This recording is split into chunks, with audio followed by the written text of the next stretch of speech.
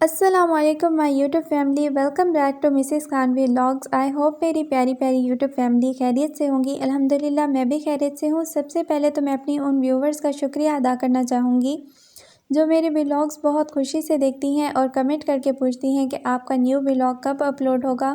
ہمیں انتظار رہتا ہے آپ کے ولاگ کا، آپ ڈیلی ولاگ اپلوڈ کیا کریں، دل سے آپ لوگوں کا بہت شکریہ۔ اچھا، ڈیلی ولاگ اپلوڈ کرنا میرے لیے تھوڑا سا ہیکٹک ہو جاتا ہے۔ جیسے آپ لوگوں کو پتہ ہے سردیاں بہت زیادہ ہیں، چبھنے والی سردی ہے، تو سردی اتنی پیک پر جب ہوتی ہے تو باقی ایکٹیویٹیز بھی سلو ہو جاتی ہیں، کہیں آنے جانے کا دل نہیں کرتا، دل کرتا ہے بس انسان گرم کمرے میں بیٹھا رہے۔ اور رجب چل رہا ہے تو میری مدر ان لا اور میں روزے رکھ رہے ہیں، تو بس پھر 3 دن کے بعد ہی میں ولاگ اپلوڈ کرتی ہوں۔ اچھا، یہ ساگ ہے اور ہم نے اس کو فرسٹ ٹائم سکھانے کے لیے رکھا ہوا ہے۔ امی کا بہت دل تھا سوکھا ساگ بنانے کا، تو ہم نے اس کو تقریباً 15 دن سے سکھانے کے لیے رکھا ہے۔ اس سیزن میں ہمارے پاس کافی ساگ آ جاتا ہے، ہمیں خود اکثر نہیں بنانا پڑتا۔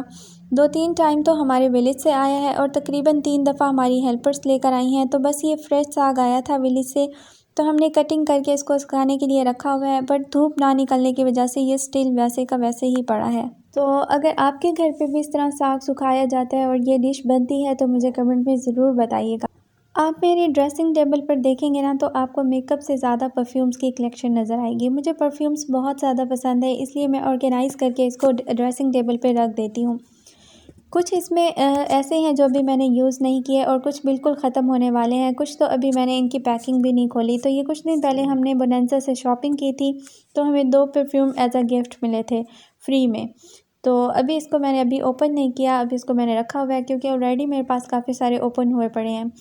تو یہ جو پرفیومز ہیں یہ میری mother in law U S A سے لائی تھیں اور کچھ پاکستان سے لیے تھے، تو اس لیے میرے پاس پرفیومز کی کلیکشنز ماشاءاللہ بہت ہے اور ان کو میں آرگنائز کر کے رکھ دیتی ہوں۔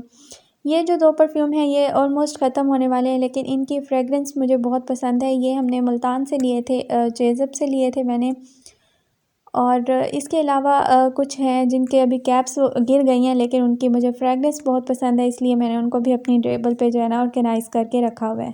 اچھا، ان پرفیومز کو میں صرف گھر میں ہی لگاتی ہوں۔ جیسے آپ لوگوں کو پتہ ہے کہ لیڈیز کے لیے پرفیومز گھر سے باہر لگا کے جانا اللہ تعالیٰ نے اسٹرکٹلی منع کیا ہے۔ پہلے تو مجھے بھی اس چیز کا اتنا آئیڈیا نہیں تھا، میں باہر لگا کے چلی جاتی تھی، لیکن جب سے مجھے پتہ چلا ہے اٹس اے ویری بگ سن، تو پھر میں اب بالکل بھی نہیں لگا کر جاتی باہر۔ یہ تو مجھے پتہ تھا کہ گناہ ہے باہر پرفیومز وغیرہ لگا کے جانا، لیکن مجھے یہ نہیں پتہ تھا کہ اتنا بڑا گناہ ہے۔ Even I can't explain here کہ کتنا بڑا گناہ ہے، بس اس کے بعد پھر میں نے توبہ کر لی ہے۔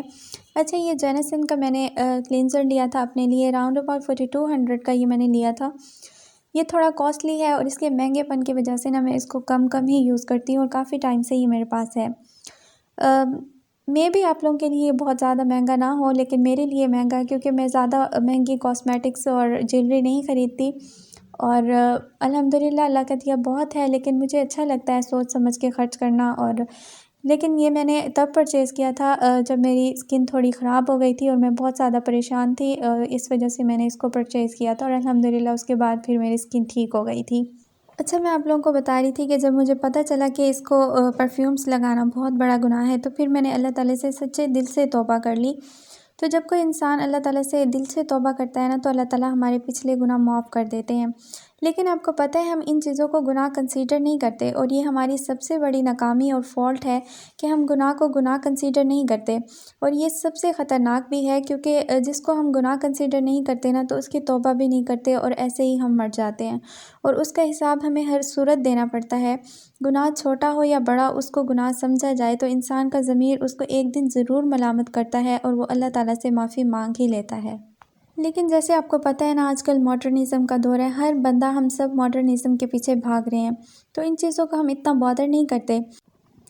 ہم کہتے ہیں چلتا ہے، سبھی لگاتے ہیں، اچھا لگتا ہے خود کو انسان مینٹین کر کے نکلے، تو بس ہم اس کو بہت زیادہ بادر نہیں کرتے اور بہت لائٹ لیتے ہیں اس کو۔ جب میں کالج لائف میں تھی نا، آپ کو ایک بات بتاتی ہوں، تو اکثر لڑکیوں کو کہہ دیتی تھی یار یہ نہ کیا کریں، یہ نہ کیا کریں، یہ اچھا نہیں ہوتا، یہ گناہ ہوتا ہے، اس طرح میں اکثر کہہ دیتی تھی، تو وہ کہتی تھی یار تمہاری سوچ کتنی بیکورڈ ہے، اب زمانہ ان باتوں کا نہیں ہے، اب زمانہ بہت آگے چلا گیا ہے، تو یہ سب چلتا ہے، اچھا لگتا ہے۔ خیر، آج کل لوگ اس طرح کی سوچ کو اور اس طرح کی باتوں کو نا تھوڑا بیکورڈ اور تھرڈ کلاس سمجھتے ہیں، لیکن بلیو می، اگر آپ کا اللہ آپ سے راضی ہے نا تو ایسا بیکورڈ ہونے پہ بھی ہمیشہ آپ لوگ پراؤڈ فیل کیا کریں۔ اچھا، دوسری بات جو میں نے آپ لوگوں کے ساتھ شیئر کرنی ہے نا، اللہ تعالیٰ نے ہماری زندگی کو اس طریقے سے ڈیزائن کیا ہے کہ وہ کبھی بھی ایک جیسی نہیں رہتی، اس میں یکسانیت نہیں، ورنہ ہم خود انسان ہونے کے ناطے نا بور ہو جاتے ہیں۔ کبھی بہت زیادہ خوشی ملتی ہے تو کبھی بہت کم ملتے ہیں، کبھی بہت زیادہ دولت آتی ہے تو کبھی اس کے ساتھ آزمائش آ جاتی ہے۔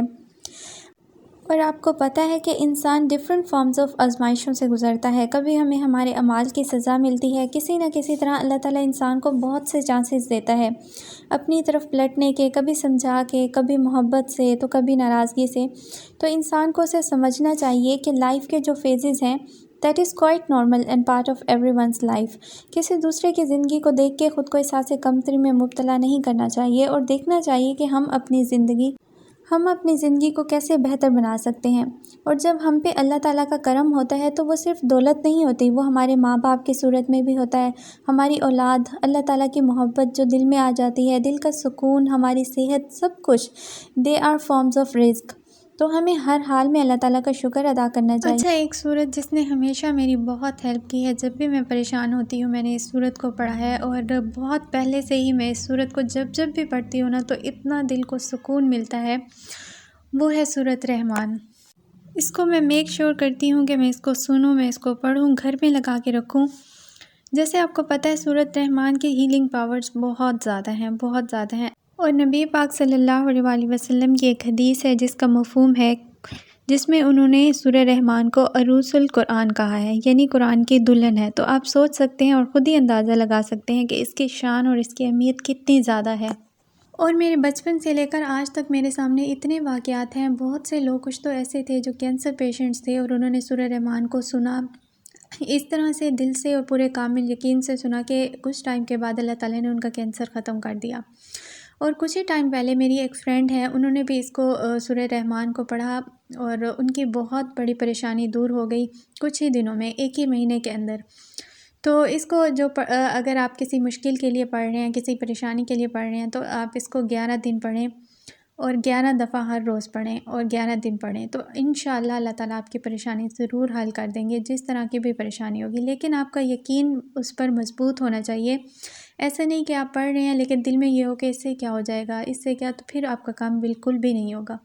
جب آپ پورے یقین کے ساتھ پڑھیں گے نا کہ اب میں پڑھ رہا ہوں تو انشاءاللہ یہ میرا کام ضرور ہوگا، میں اللہ تعالیٰ کے میں نے ریکویسٹ تو بھیج دیا نا، تو انشاءاللہ اللہ تعالیٰ ضرور میری سنیں گے اور میرا کام ہو جائے گا۔ تو پھر انشاءاللہ آپ دیکھیں گے کہ آپ کی لائف میں کس طرح سے معجزے ہوتے ہیں۔ تو جب بھی آپ اس سورت کو پڑھیں گے نا، کچھ ہی ٹائم کے بعد آپ خود ہی دیکھیں گے کہ کس طرح سے آپ کی لائف میں معجزے ہوتے ہیں۔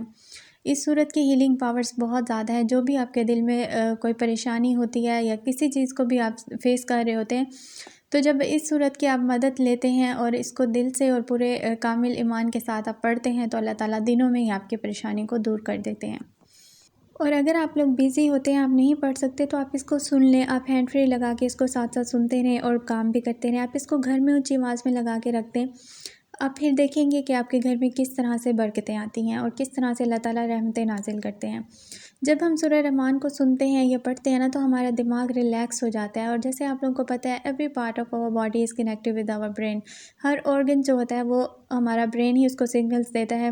تو جب برین فریش ہوگا نا تو ہماری پوری باڈی فریش رہتی ہے، اور انسان کو کبھی بھی کوئی بیماری نہیں ہوتی، انسان جوان رہتا ہے۔ تو یہ قرآن پاک کی جو ہے نا اہمیت کو اگر ہم سمجھیں، کبھی آپ نے سورہ رحمان کا اکیلے بیٹھ کے ترجمہ پڑھا ہے؟ اگر آپ کبھی ترجمہ پڑھیں گے نا تو اس کی ایک ایک آیت میں اللہ تعالیٰ نے اتنا خوبصورتی سے بیان کیا ہے، فَبِأَيِّ آلَاءِ رَبِّكُمَا تُكَذِّبَانِ۔ جب بھی میں اس آیت کو پڑھتی ہوں نا تو مجھے اللہ تعالیٰ سے اور زیادہ محبت ہو جاتی ہے، جب اللہ تعالیٰ کی یہ میں آیت پڑھتی ہوں نا کہ اللہ تعالیٰ کی آپ اور کون کون سی نعمتوں کو جھٹلائیں گے۔ اور جیسے آپ کو پتہ ہے آج کل ہر بندہ ہی پریشان ہے، اگر آپ کسی کی بھی سن لیں گے نا وہ کسی نہ کسی پریشانی میں ہوگا، کوئی اولاد کی پریشانی ہوگی، کسی کو رزق کی تنگی ہوگی، تو کسی کو گھر میں کوئی مسئلہ ہوگا۔